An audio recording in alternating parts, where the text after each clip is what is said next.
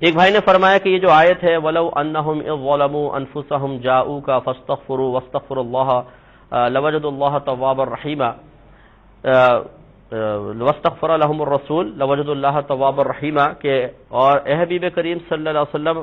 اگر یہ لوگ اپنی جانوں پر ظلم کر بیٹھیں تو آپ کی بارگاہ میں حاضر ہوں، پھر اللہ تعالیٰ کی بارگاہ میں استغفار کریں اور یہ رسول بھی ان کے لیے دعائے مغفرت کریں تو یہ ضرور اللہ تعالیٰ کو بہت بخشنے والا مہربان پائیں گے۔ تو بھائی کہتے ہیں کہ زندگی میں تو چلیں یہ ہے، لیکن کیا سرکار جب پردہ فرما گئے ہیں، انتقال فرما گئے ہیں، تو کیا پھر بھی ایسا ہے کہ سرکار سفارش کریں گے؟ اگر کریں گے تو اس سے تو یہ ظاہر ہوتا ہے کہ بعد وفات بھی نبی کریم صلی اللہ علیہ وسلم تصرف فرما سکتے ہیں۔ کیا یہ صحیح ہے یہ عقیدہ رکھنا؟ دیکھیں بالکل یہ عقیدہ رکھنا درست ہے۔ میں نبی کریم صلی اللہ علیہ وسلم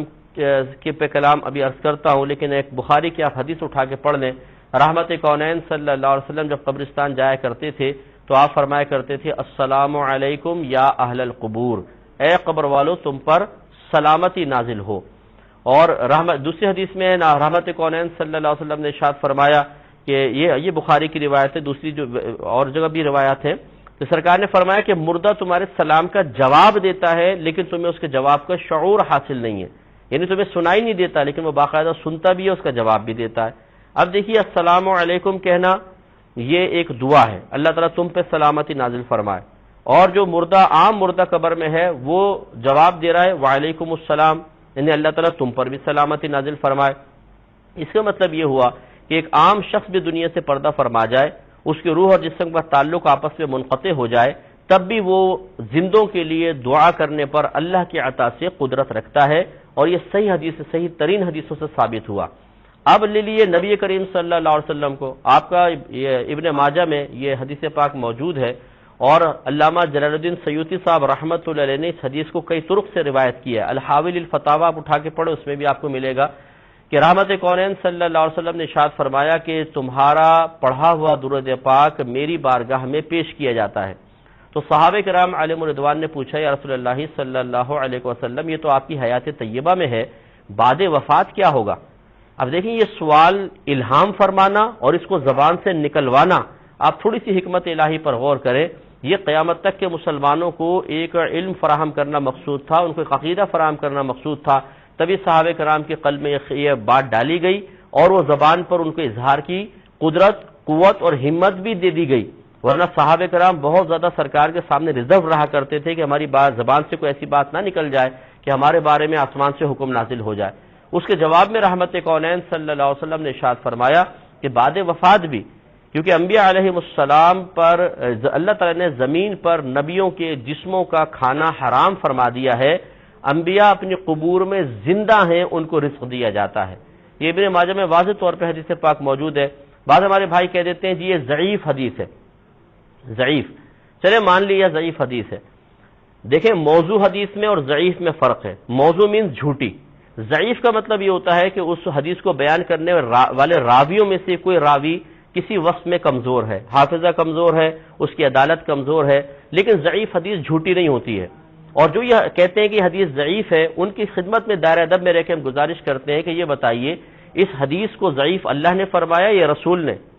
تو جواب میں کہیں گے نہ اللہ نے رسول نے، پھر کس نے کہا؟ وہ کہیں گے علماء حدیث نے، جو حدیث کا علم رکھتے تھے انہوں نے یہ بتایا ہے کہ یہ حدیث ضعیف ہے، چلے مان لیا۔ تو جب ان علماء کی آپ یہ بات قبول کر رہے ہیں کہ یہ حدیث ضعیف ہے، انہی علماء کی یہ بات کیوں نہیں قبول کر لیتے کہ انہوں نے کہا کہ ضعیف حدیث فضائل کے باب میں معتبر ہوگی، اس کا اعتبار کیا جائے گا۔ تو یہ حدیث ضعیف ہے، حدیث ضعیف ہے، حدیث ضعیف کہہ کر لوگوں کو حدیثوں سے دور کرنے کی کوشش کرنا، ان کے مضامین کو بیکار ثابت کرنے کی کوشش کرنا، یہ مناسب نہیں ہے۔ یہی سوال دائرہ ادب میں رہ کر کیا جائے کہ جس حدیث کو آپ کہہ رہے ہیں ضعیف ہے، تو یقینی سی بات ہے کہ علماء کے کہنے سے کہہ رہے ہوں گے، تو علماء کی ایک بات قبول کر لی جائے اور یہ بات کیوں چھوڑ دی جائے کہ وہ کہتے ہیں کہ ضعیف حدیث فضائل کے باب میں معتبر ہے، یعنی ضعیف حدیث سے کوئی فضیلت ثابت کرنی ہو تو باقاعدہ ضعیف حدیث اس بات کا ایک مطلب اس کو بطور دلیل آپ پیش کر سکتے ہیں اور وہ اس کا ایک درجہ رکھتی ہے کہ اس سے آپ فضائل ثابت کر سکیں۔ لہذا معلوم ہوا کہ نبی کریم صلی اللہ علیہ وسلم تو اپنی قبر انور میں حیات ہیں، لیکن ان کی حیات کا شعور ہمیں اس طرح حاصل نہیں ہے جیسے ہونا چاہیے۔ وہ ایک عجیب و غریبی حیات ہے، جیسے کہ شہیدوں کے بارے میں نص قطعی قرآن کی کہہ رہی ہے کہ جو اللہ کی راہ میں مارے جائیں انہیں مردہ مت کہو، وہ زندہ ہیں لیکن تمہیں اس کا شعور حاصل نہیں، تو پھر نبیوں کو کی زندگی تو ان سے ارفع و اعلیٰ ہے۔ اس سے مزید کلام کریں گے لیکن ایک مختصر سے بریک کے بعد۔ مقام حبیب ہے۔ بسم اللہ الرحمن الرحیم۔ تو آپ کی خدمت میں عرض کر رہے تھے کہ خلاصہ یہ ہوا کہ نبی کریم صلی اللہ علیہ وسلم جس طرح اپنی حیات طیبہ میں ہم لوگوں کے لیے یعنی اپنے اصحاب کے لیے دعائے بخشش و مغفرت فرمایا کرتے تھے، آج بھی اگر کوئی امتی ان کی بارگاہ میں رجوع کرتا ہے حکم الہی کی تکمیل کی نیت سے، تو یقیناً نبی کریم صلی اللہ علیہ وسلم ان کی سفارش فرماتے ہیں۔ اسی آیت کے تحت اگر تفسیر ابن کثیر اٹھا کر پڑھ لیجئے، علامہ ابن کثیر نے اس کے تحت یہ ایک واقعہ لکھا ہے کہ ایک بزرگ تھے، سرکار کی وفات کے بعد وہ روزہ انور پر حاضر تھے، بیٹھے ہوئے تھے کہ انہوں نے دیکھا ہے کہ اعرابی تشریف لائے اور انہوں نے اپنے آپ کو قبر رسول صلی اللہ علیہ وسلم پر گرا دیا اور رو رو کے اسی آیت کو پڑھنے لگے اور کہنے لگے یا رسول اللہ صلی اللہ علیہ وسلم، اللہ تعالیٰ کا تو یہ فرمان ہے اور میں نے اپنی جان پر ظلم کر لیا ہے تو میں آپ کی بارگاہ میں حاضر ہوا ہوں۔ اس طرح وہ استغاثہ کرتے رہے اور پھر چلے گئے۔ وہ بزرگ کہتے ہیں کہ مجھ پہ غنودگی طاری ہوئی اور خواب میں رحمت کونین صلی اللہ علیہ وسلم تشریف لائے اور آپ نے ارشاد فرمایا کہ اس کو جا کے بشارت دے دو کہ اللہ تبارک و تعالیٰ نے تیری بخشش و مغفرت فرما دی ہے۔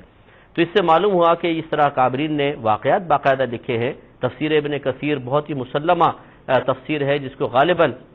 ہر مکتب فکر قبول کرتا ہے، تو اس میں یہ واقعات درج کرنا علامہ ابن کثیر کا ثابت کرتا ہے کہ آپ کا ذہن بھی یہی تھا کہ نبی کریم صلی اللہ علیہ وسلم اپنی قبر انور میں بعطائے الہی، اللہ کے کرم سے، اللہ کی اجازت سے، اللہ کے حکم سے دنیا میں اس طرح تصرف کر سکتے ہیں جتنا اللہ نے آپ کو اجازت مرحمت فرمائی ہے۔ تو آج بھی اگر سرکار کی بارگاہ میں کوئی التجا کرے تو اس میں کوئی حرج نہیں ہے، اس حکم الہی کے تحت جائز ہے۔